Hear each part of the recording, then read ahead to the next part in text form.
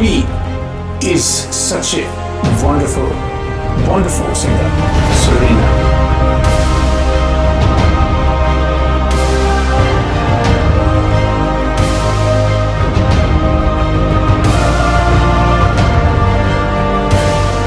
Let's talk about your music journey. How did it start? How did it start? Where did it started?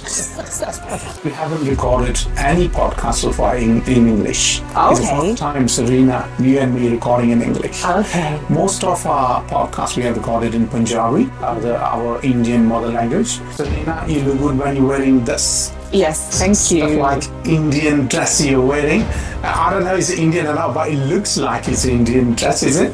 So many people do know that you sing. You sing beautifully. I watched your video.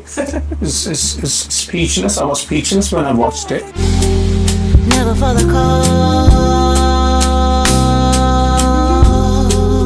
always for the class. Especially when your children are grown up and you feel like you have time now, like you have now, and you're giving your 101% to become Sareena. I was speaking to a family member the other day. She made a good point, and she was saying that when you get to a certain age, it's almost like you go back to your original self. Are you working on new songs coming soon? Yeah, I've got 2 songs that I finished and mastered actually.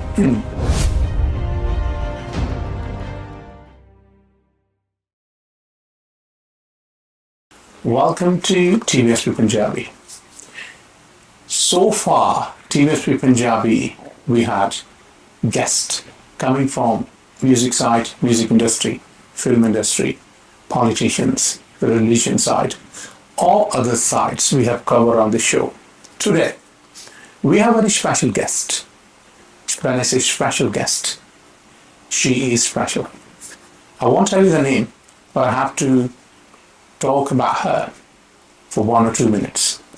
She is such a wonderful, wonderful singer. She is such a blessing. She is proud on herself. Why? Because she writes a song by herself. She creates music by herself. She composes her music by herself. And once song is ready to record, she directs it by herself. I won't take a lot of time. I will go direct to her. Welcome to show, Sareena. Hi, you okay? I'm good. How are you? I'm good. Thank you so much for having me. It's our pleasure. TVSP Punjabi's pleasure. Especially, Sareena, you look good when you're wearing this. Yes, thank you. Stuff like Indian dress you're wearing. I don't know if it's Indian or not, but it looks like it's Indian dress, is it? Wow. Growing up in a Rastafarian home, even though I'm from Birmingham, I have been taught to understand when it's time to have etiquette. Wow. There's times when we used to have to cover our hair, not just because we were Muslim or, of the Indian Sikh culture, but because as people of colour, that's embedded in our culture to, cover at the right time. So I became obsessed with different materials. And if you come within my culture, you'll see that as black women, we are obsessed with different materials. Yeah. But I specifically like Indian materials. So that you like that kind of Yeah, a lot of the other women will go for like African material. Yeah. Some are just like plain, or they'll concentrate on the texture of the materials. But I like Indian design. Is it because of it's so colourful, or is it something else? It's very. You like Bollywood? It's regal. Okay. So, and I like things that come across that way. Yeah. That I feel like it's a representation of my character. Okay. Yeah, so the Asian culture, the way that you guys embroider things and put things together, I like that. We give Indian culture, Indian people give 101%, 101% when it comes to dressing themselves, when it comes to selecting which event they're going to, and what kind of clothes they're going to wear. Yes. So they give the whole fashion show. It is. In African culture, it's the same as well. A friend of mine, she's from Ghana, and she recently got married. And if I tell you about the shanty cloths, that's a type of material. Yeah. and it's just colourful and beautiful the way it's put together. I love it. Yeah, and the different outfits that they put on and things like that. Wow. Our cultures are very similar, but I think that there's a disparity in regards to how similar it is. We're not aware how similar we are. Yeah. You're right. We haven't recorded any podcast so far in English. Okay. It's the first time, Sareena, you and me recording in English. Okay. Most of our podcasts we have recorded in Punjabi, our Indian mother language, and another language called Hindi. That is Indian language as well. Yes. But today, we're gonna have subtitles, At the bottom. at the bottom anyway. So that won't be an issue for Indian people. But I want to ask you number one question Okay. about your music. Okay. As so many people do know that you sing. You sing beautifully. I watched your video. It's speechless. I was speechless when I watched it. Thank you. Why? Because the way you wrote the song, the way music producer made music for this song, Okay. the way you just give you 101% when it comes to video shoot. Oh, yeah. The way you guys created the whole concept. You just mentioned you shot in pub or something, nighttime. My friend has a bar Yeah. in Digbeth, and we did it on his stage. Beautiful. Yeah. So it's sectioned off into sections. So you've got the section where it's the main theme of the music video, where I'm in the red dress, which you guys will see. Yeah. For those who haven't watched it, that's in my friend's bar, and then I've got cutaways, Okay. and that was taken in St Paul Square Oh, right. in Jewellery Quarter. Okay. And I chose a student photographer Yeah. or videographer. Yeah. And it's interesting, that story, actually, because he's a photographer Okay. and he was so shy to do the videography. And I literally had to convince him, you can do this, don't restrict yourself with Yeah. that camera. Yeah. When he saw the finishing product of my guidance telling him, You pushed him. what to do, Okay. he was like, wow, I didn't know I could do that. And it was nice because he was able to work with a professional videographer. Yeah. So the professional videographer done the midsection where I'm in the red dress at my friend's bar in Digbeth, which is called Club 7. Okay. It's actually in Custard Factory. Oh. Not inside, it's on the outside. Okay. So he came there with us, the student. So he learnt so much, and he was his assistant and things like that. And I was so proud that I brought that together. Yeah. And then the results. It's amazing. So it wasn't just about me making a music video. It was about me being able to coach somebody to get from one mindset to the other in terms of raising their confidence. Yeah. And when the product is ready and came out, it's speechless. I was speechless when I watched it. Thank you. Is something that you should be proud of. Thank you. So let's talk about your music journey. How did it start? How did it start? I tell you what. It started. I when I was younger, Yeah. I was born in the 80s. And that's when you had like TLC, Yeah. Jodeci, all the R&B singers. So that's when the kind of R&B culture was made. So we used to want to be like them. We used to want to dance like them. SWV wanted to sing like them. Yeah. Just exactly you want to follow them. We wanted to be like them. So, I used to dance at Okay. school. We used to make up dance routines, and that the teacher would get us to dance for the whole school. I used to sing. Loads of us used to sing and dance. It was normal when we was growing up. I don't know what these kids are doing these days. Okay. They're not doing the confident stuff that we was doing when we was younger. That was a golden period. That was 1980s, I think 90s. so. It I was. think so. Yeah. And when you go into our households, we also used to perform, basically, and entertain my mum's friends. So if her friends came over, Yeah. we would literally just say, okay, Auntie Anne's coming over on the weekend. We would practice a routine, make up a song, or practice a song to perform for our family. So that, and I was always the lead singer. Yeah, I get that. I get that. So You used to be the first one to say, hello, this is Yeah. me. Let's start from me. yeah, so that's how I built up the confidence. Yeah, Plus, of course. my dad's got a strong musical background. He's got artists in Jamaica. Okay. And so I grew up around artists. then when I got older, I actually wanted to go to a music and dance school. Wow. Into secondary school. Yeah. Which I didn't end up doing because we didn't have that much money for my mum to pay for me to go to That's a private shame, school isn't it? that specialised in music and stuff. That's a shame. Exactly, but I still pursued it in my own way. Good. Trying to survive was at the forefront. Yeah.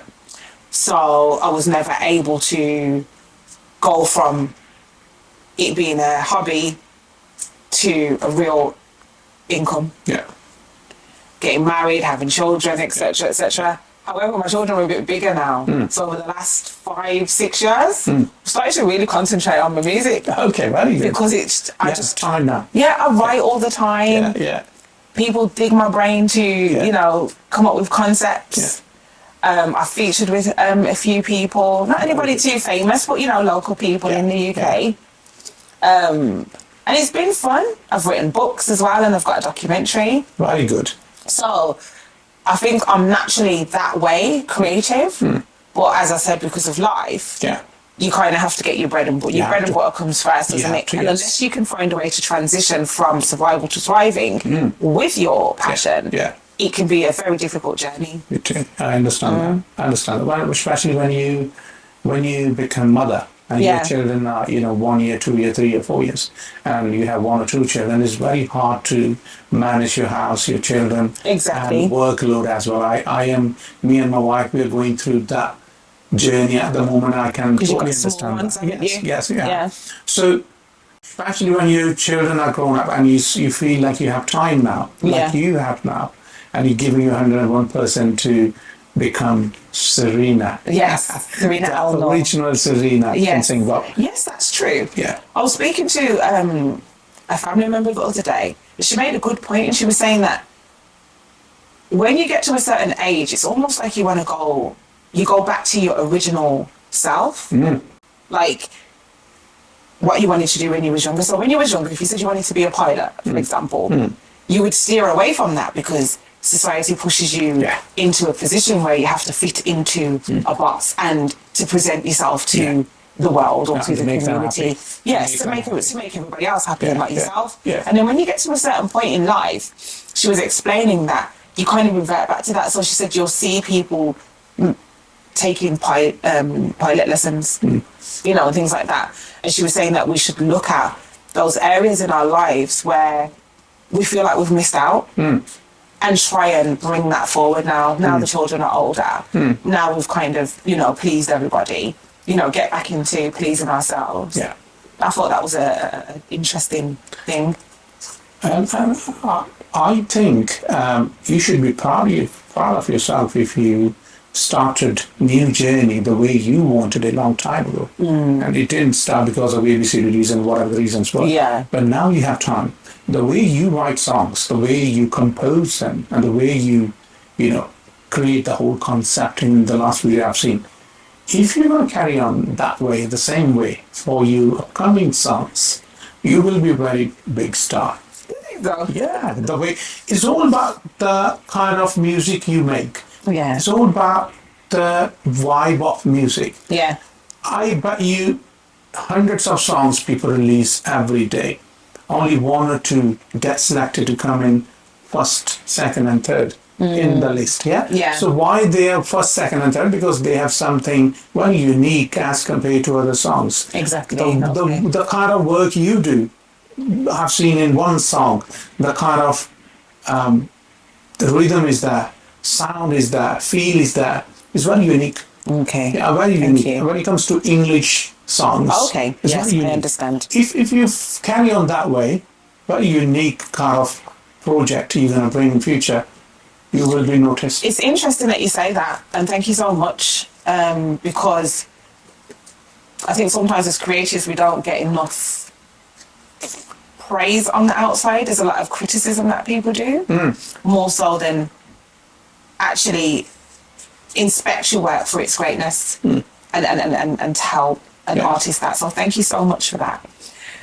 When I was really starting to, because I've got a degree in music industry studies as well. Oh, bless you. And when I actually got on the path, it was a friend of mine, he's an artist called Archer General. And he was the one that encouraged me to do it and says, come on, you've got to do your music, you're really good.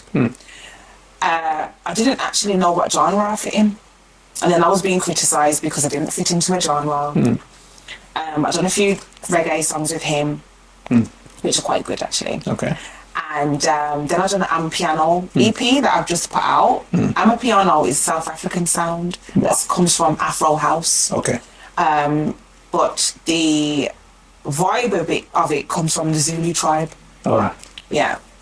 And then I started to, like the last song that you've heard, Yeah. it's the first one of that collection. Okay. Make jazz songs.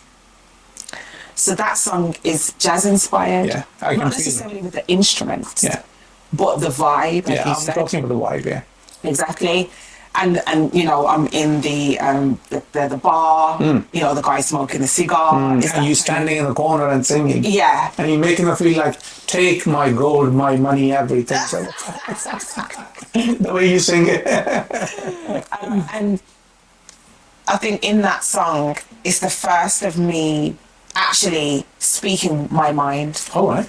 and embracing my authenticity, because I think that in life, all we have is our authenticity. Yes. And in some ways that gets taken away from us briefly.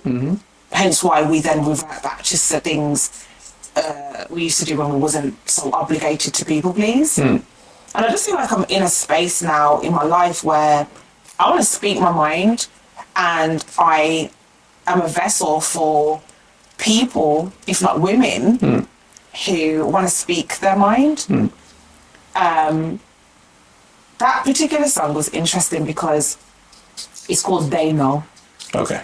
And I felt as though people didn't want to kind of, like I said, big me up for my good points. Yeah. There was a lot of talking down and criticising my confidence and attacking my confidence. And with that song, that was me coming back at it. Because they really know. Yeah. They really know They really know. that I'm good at Exactly. writing, good at You putting are. creative projects You together. are, They you really are. know. I'm not just the girl from Birmingham at the beginning. A friend of mine from London, that was actually a voice note that she sent me this one day, just bigging me up. Okay. And I just thought it would be really creative to insert it in the song, Yeah. you know, You did a great job. to just remind me. They know. They know. And then the second half of the song, I wanted to bring that spiritual aspect into my into the work, because I do have that side of me. All right. I embraced Islam when I was 18. Okay. I was 17 actually. I was very in a position where I was going to unalive myself. Okay. And a friend of mine, she embraced Islam and she got married Okay. to a Muslim guy, and she was giving me dawah. And I said,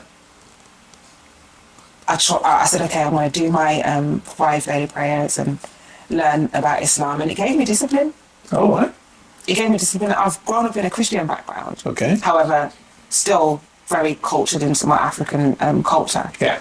And then, you know, people used to tease me and say, oh, you know, you're trying to be Muslim and all this stuff and blah, blah, blah, and I'm divesting my own culture. And I realised, actually, no, I can tap into different cultures because I am a black woman. I am very diverse.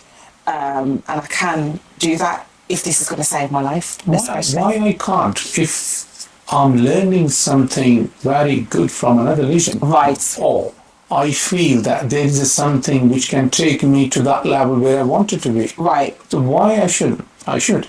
Because all religions, regardless it's Hinduism, Sikhism, Christianity or Muslim, they all talk about that one invisible power, that Right. light. And they all have their own way to reach it. It's like, if I give example, you are going to Birmingham, but you have different 4 or 5 ways to go to Birmingham. Yes. So it's up to you which one you take. You take motorway, you take A road, you take B road, Right. you take C road. Right. The destination is the same, isn't it? Right. So in the same way, you follow Muslim the religion, you follow Sikhism, you follow Hinduism. The destination is the same. Right. It's just to practice the way you practice you want to be. Or if Muslim way of reaching that light makes you happy, or makes you feel like that this is the right thing or way I need to follow, Right. you should go ahead. Exactly. So it's all about the way you take it and the way you feel it. And it's interesting because, like I said, I was at such a desperate state because I was in that position where I didn't want to live anymore Wow. at such a young age. Why? Oh, there was just so much going on in my life, which I talk about in my documentary, actually. I have a documentary called Silenced. Okay. And it's looking at the reasons why black women don't seek justice for crimes committed against them in terms of DVSA and domestic abuse. What I did with that project was it was self-funded. I funded it myself because it was a part of my healing journey. And I experienced SA young. So I talk about that, how it happened, etc. And I also share about my healing journey as well. In the documentary, I organised a round table of women from Birmingham and a round table of women from London, of mixed people, white, black, different colours, and they share their stories. So there were survivors and professionals. I also have a police constable in there who talks about some of the stuff that he's done since he's retired in his organisation that is set up. I've got keynote speakers like Jude Kelly from the South Bank Centre in London. She doesn't run it anymore. She does a different project, but at the time she was doing that. And Lindsay Dearlove, she is the head of the UK Says No More. And they actually run domestic violence homes for women who flee domestic violence. And she also just rolled out, probably over the last 2-3 years, they rolled out a project where companies have to have awareness of when people are going through DV and encourage them to come to them and be a hub. So, for example, if you go to the bank these days, the bank will be aware if you're in a financial abuse situation, and they'll be able to see the red flags and things like that. So it's those types of top people that I have in my documentary. It's on Prime Video. It's a 5-star. It got released in 2021. And what's it called? Silenced. So anybody want to watch it, including myself, we should go on YouTube and search Silence. Silence. Sareena Alnor. Silence by Sareena. Sareena Alnor, so all of us should search it and watch it and then give our opinion. You know, even if you don't like it, what you don't like. Let Sareena know so she can work on it. Get the conversation going. Then she can work on it, whatever you guys don't like, and then she will make sure that whatever you don't like, she has worked on it, covered it, and in next one, if I do another one, you won't feel that way that this is not right, isn't it? So people should give you feedback, regardless it's positive or negative. Everybody's entitled to their opinions. Exactly. Then you will find out where do I stand. What do I need to work on? And if something I need to work on, this is what I need to work on. So I will demand a person. It even brings awareness. You know, even in my conversations, like today, for example. You know, if someone commented on my video and a finding, they might say something that I never thought about. So I'll be able to continue the conversation and include that opinion to add on to, you know, the things that I found out in the documentary. 100%. That's a good way. That's a good way. So the music started when you were very young, through school, then university, then you have come to that level where you compose, set up your own music and release the song, which is very nice. I'm talking about it again. They know. So you all know now. You can search it on YouTube. They know by Sareena Alnor.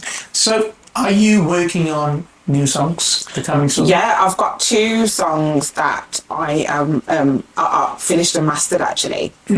And I'm just about to roll them out. I would love to do a music video for them, but I'm actually looking for investors and sponsors, people who, you know, want to be a part of bringing the projects to life. Very good. So, because it takes a lot of money. It does. It does. I can understand that because I release songs by myself, so I can feel the pain when it comes to money, isn't it? When it comes to money, because it's not only just recording one song and releasing it. is very hard work behind it. So if people maybe don't know, we watch song on YouTube for 3 or 4 minutes, and that's it. We don't know for those 3 or 4 minutes that artist, he or she, what they have gone through. Exactly. So when it comes to money, it's massive project when it comes to releasing song, recording song, releasing, then shooting video, then releasing video, then making sure the video is advertised properly. You have spent a lot of money on advertising as well. Then video, including is reaching to public, basically, isn't it? It's a lot of work. It's a lot of investment. So when we judge someone's song or watch someone's song or judge it straight away, this isn't alright, this isn't this, this isn't that, we should take a bit more time. Go through it together. Appreciate it. The journey that went on to bring it together. Exactly. So give them, it's good, but next time do this as well. Don't just be so judgmental and say, like people do these days. And it's interesting because I appreciate a lot of different genres. And sometimes people are like, why are you listening to this?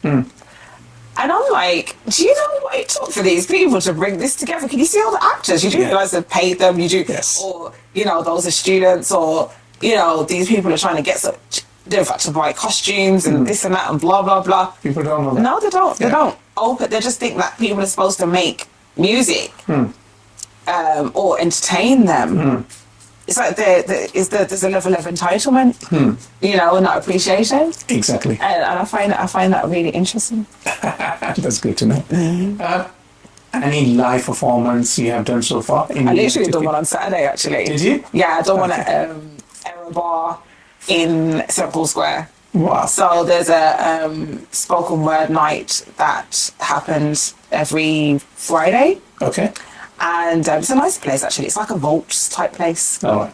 Like you go down the stairs and the brickwork's beautiful. Yeah. And there was poetry. I was singing my songs. There was different people doing covers, like Bob Marley covers and stuff like that. There's lots of different types of people from different communities there. But it was really nice. There was an Asian lady there. I can't remember her name, and somebody sent me her number. I can't remember her name at the moment. She was doing opera. Oh, right. Yeah. That's amazing. And that was nice as well. Very good. Have you thought about if you go to India, for example, and you create English songs in English, obviously, but you're giving Indian touch as well, or Asian touch in those songs, and taking your music to internationally to India or any Asian country and performing that side. Have you ever thought about it? Do you know what? It's like you're reading my mind, It's this is what I do every day. It's like you're reading my mind, and I'll tell you why, because 2013, so after I embraced Islam, I'll start from there. Okay. I learnt discipline. And then I started to go on a journey of self-reflection and self-understanding, and started to read a lot of books through Hinduism. Okay. I learned to meditate and harness my energy, be conscious of my surroundings, understand how to manipulate energy in terms of noticing when something's negative and transforming that into a positive, even if it's in terms of situations, and having the faith within myself that can happen, and understanding how Lakshmi, Durga, Bhairava, and all those gods are actually energy. A lot of people focus on them as idols. However, they're not realizing that the actual physical manifestation of those gods are just a symbolism of energies that we can work with in order to make our lives better and get a self-understanding. Because Lakshmi is about prosperity, for example. So how can you use the energy and the mindset and the knowledge of Lakshmi to bring that into your reality? And then when I started to do that, I was like, wow. Which led me to go to a meditation and well-being retreat in Bali. Like you for a month. Stuff. I went for a month, and this time you went to a beautiful country, Bali. It was beautiful. We had to wear white for the whole time we were there. It was a 5-star hotel, but we had to be completely Jain in terms of food. And we literally did meditation and mind transformation techniques every single day, and yoga. Okay. And I took my son with me. Very good. And it's, I can't even explain how profound it was, but it was called Inner Awakening. Okay. And put it this way, Yeah. I had an inner awakening. Wow. Wow. That's when I opened up to who I really was. Yeah. I opened up to how damaging it is to fake life.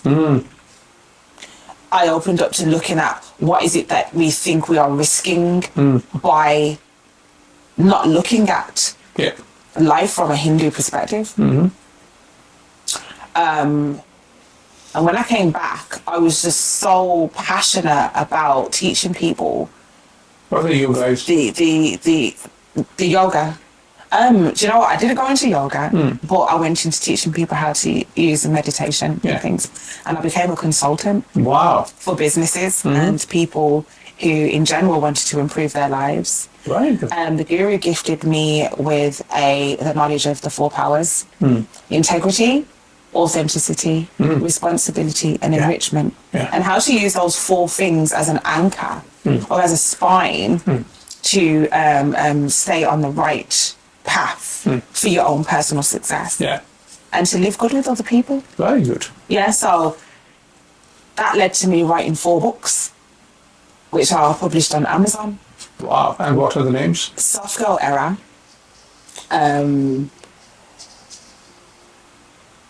Right in that way. Unorthodox Masculinity. Okay. So Soft Girl Era is how to embrace femininity and self-expression.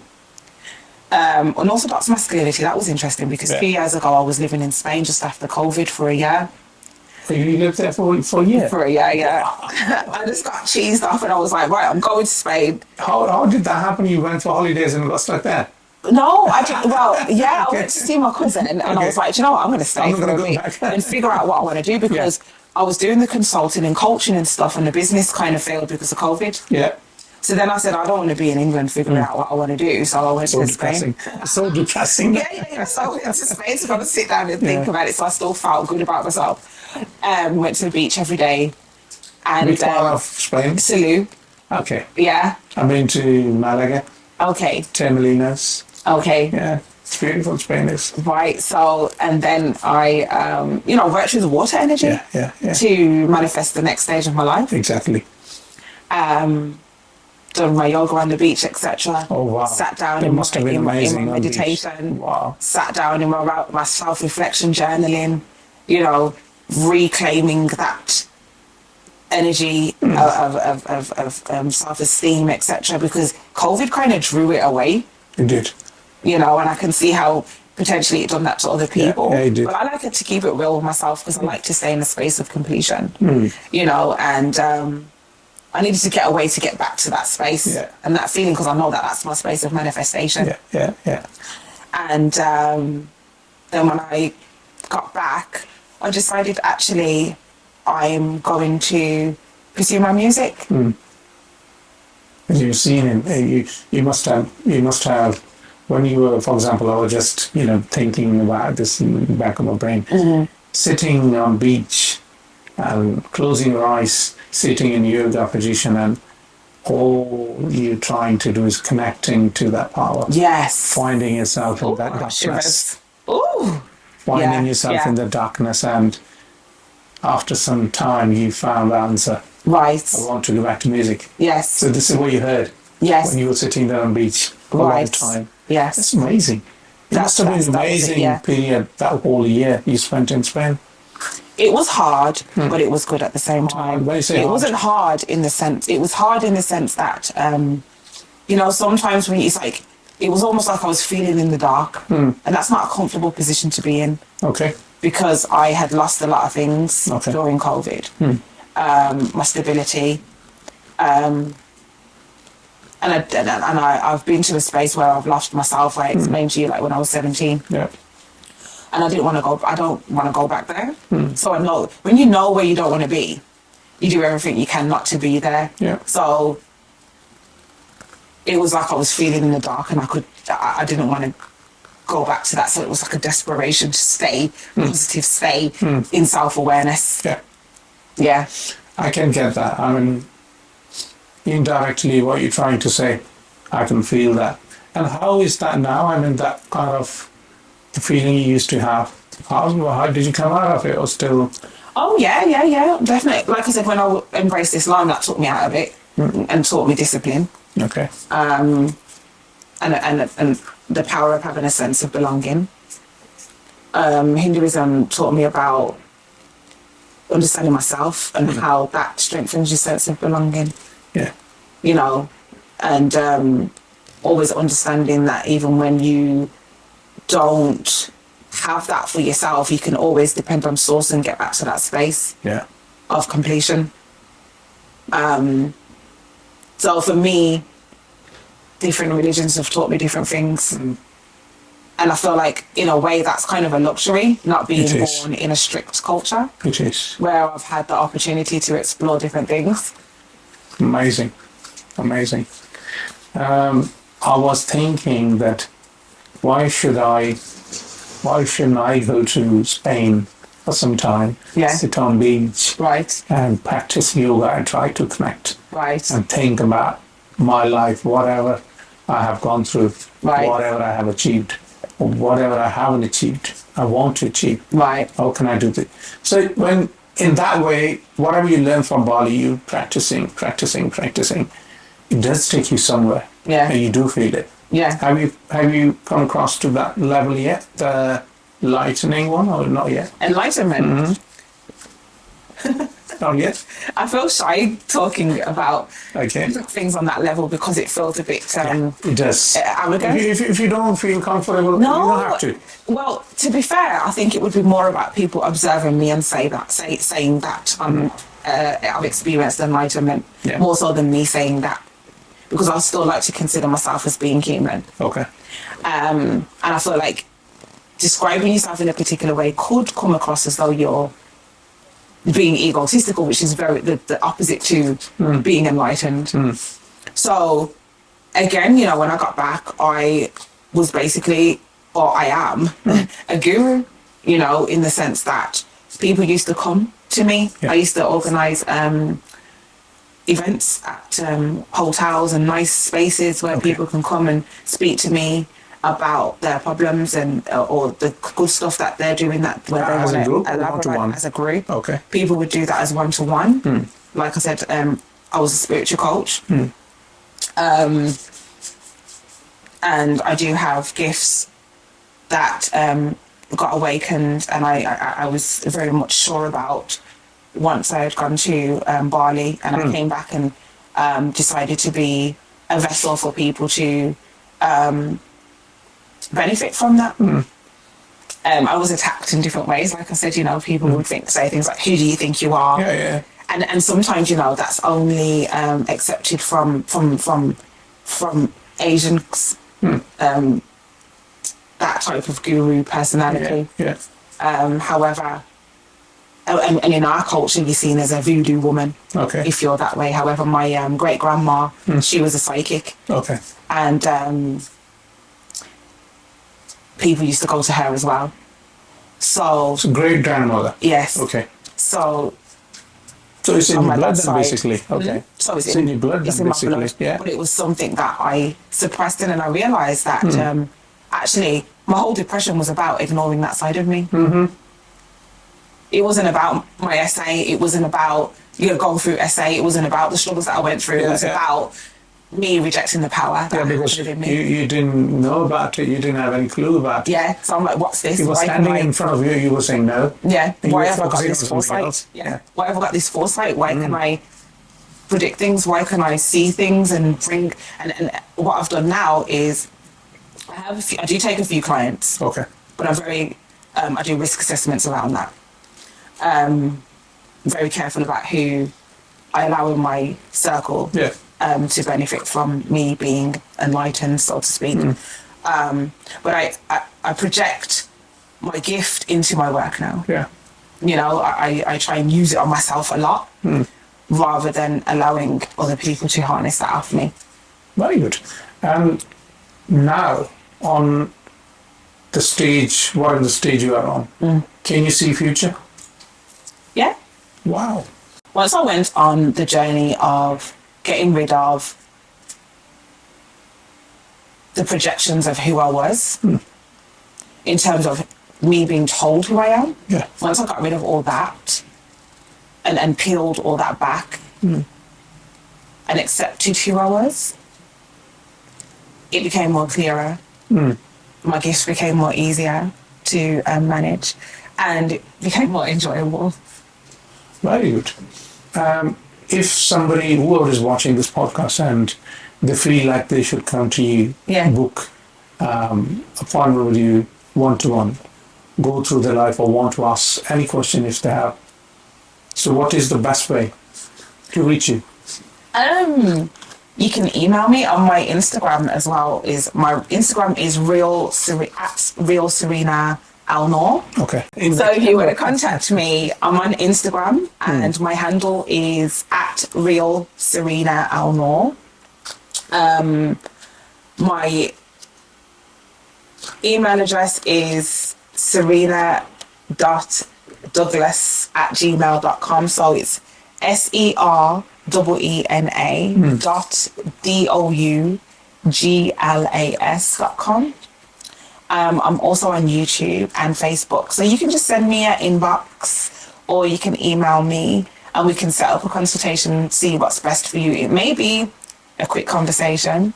It may be that we design something where we want to take you from this space to another space within a particular time and what's financially viable as well. Wow. That's good. Thank you so much for finding time for us. Thank you so much talking about music and another side of yours. And I hope you will have that level of, success in music. The way you sing, the way you write, the way you compose. You need to carry on the same way. Thank and you. You will reach that destination. Thank you. Thank you. It's about empowering people for me. Thank you.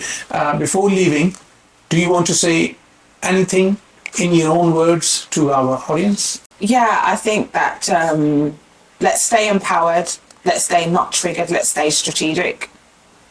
And remember that we are God's people, whatever that looks like for each of us, and that's what I would like to say. Thanks so much.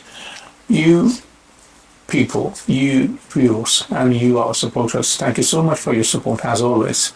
And do not forget to subscribe our channel.